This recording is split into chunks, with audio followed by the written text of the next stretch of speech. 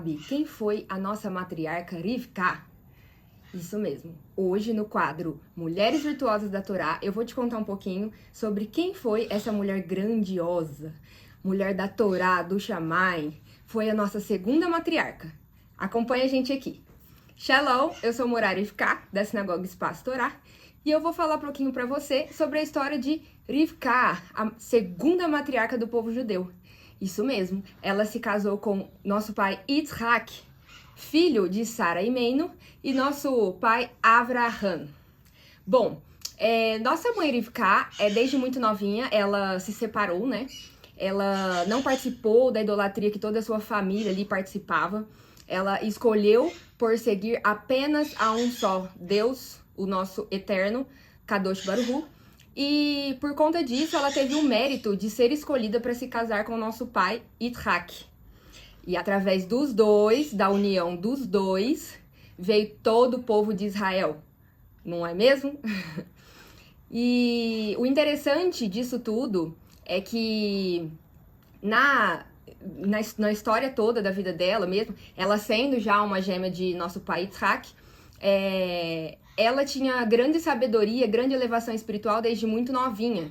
E quando o nosso pai Avraham manda o seu servo Eliezer à procura de uma esposa para nosso pai Yitzhak, assim que Sara e Meino, né, nossa mãe, acaba por falecer, nosso pai Yitzhak não poderia ficar sozinho. Alguém, uma mulher, precisava dar continuidade ao legado de nossa mãe Sará. E nosso pai Avraham manda Eliezer buscar uma esposa para o nosso pai Yitzhak no meio da sua parentela.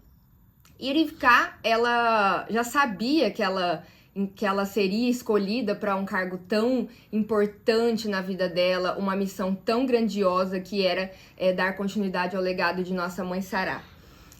Quando Eliezer ele vai à busca dela e ele encontra com ela ali no poço, né? Aquele momento ali na Torá que ele encontra com Rivka no poço e ela oferece não somente água para ele, mas também para seus camelos, ali representa uma característica muito importante da mulher judia, que é a característica da gentileza. É isso mesmo. A característica que marca a nossa mãe Rivka é a gentileza. Ela era uma mulher muito gentil, muito dócil, que se preocupava com o próximo, que não media esforços para se doar e ajudar, cuidar do próximo, né? Então essa é uma característica muito importante que toda mulher judia deve se esforçar para desenvolver na sua vida. A gentileza, o amor ao próximo, a doação. E ali foi um dos primeiros testes que ela passou, que foi a gentileza. E logo em seguida que Eliezer começa a conversar com ela, contar um pouco sobre a família do nosso pai Avraham e nosso pai Yitzhak, e pergunta para ela se ela deseja, né, ir com ele, se casar, se tornar esposa de nosso pai Yitzhak. Ele dá para ela presentes que nosso pai Avraham enviou por ele. E um dos presentes foi um anel que pesava meio shekel. E nossos rabinos nos ensinam que por que pesava meio shekel, né? Por que meio? Bom, aí tem uma curiosidade muito importante e grandiosa para você, preste atenção.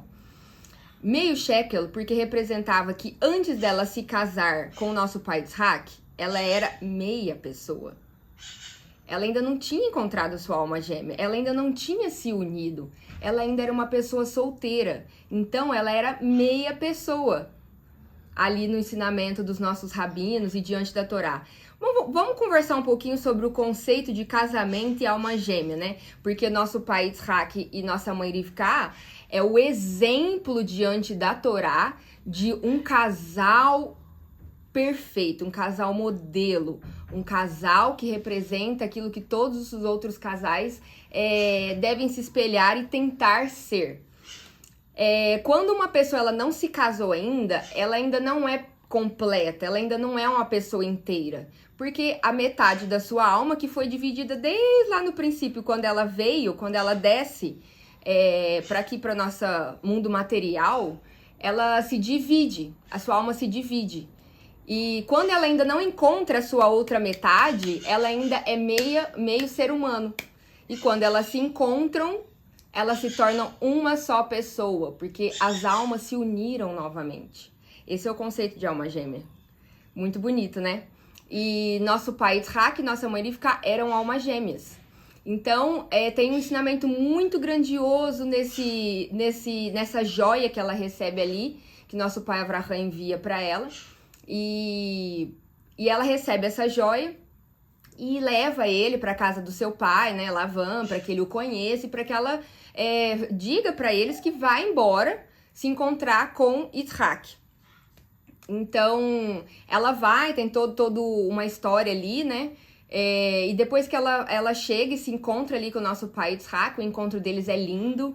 Ele estava vindo, né, da sua oração do Minha, né, o seu momento ali de tefilá da tarde. E ele encontra com ela, e ali logo em seguida, quando ele encontra com ela, a Torá escreve, né, a Torá nos diz que ele leva ela para a tenda de nossa mãe Sará, e ali ele o torna mulher dele.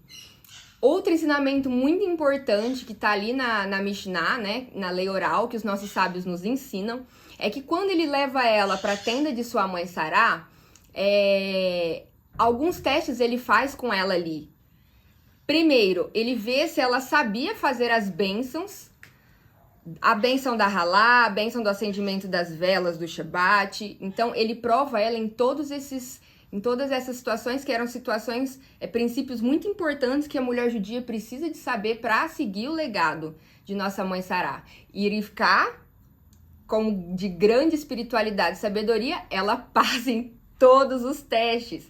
Ela consegue acender a vela do Shabbat, ela faz todas as bênçãos, ela faz a Halá para ele, e ali ele sabia que ela teria toda essa espiritualidade, e ela seria capaz de acompanhá-lo e de dar sequência a todo o legado dos seus pais e trazer ao mundo todo o povo judeu, porque deles vem nosso pai Yaakov, não é mesmo? E de Yaakov vem as 12 tribos de Israel, os 12 patriarcas. Um fato muito interessante também sobre nossa mãe Rivka é que ela tinha uma sabedoria tão grande, ela tinha uma percepção espiritual tão sensível, tão profunda, que por causa dela, hoje o povo judeu existe.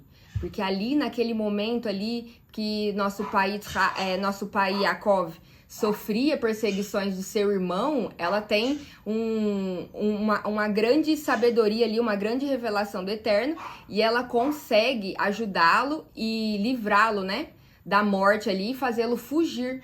E aí mais à frente eu vou contar um pouquinho para vocês sobre a história de nossa matriarca Rachel Leá, que ali eu conto um pouquinho sobre a história de nosso pai Yaakov com elas.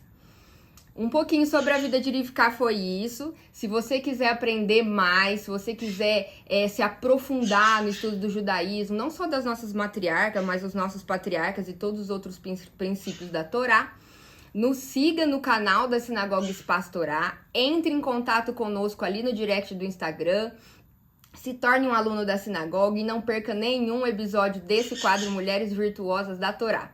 Shalom, shalom!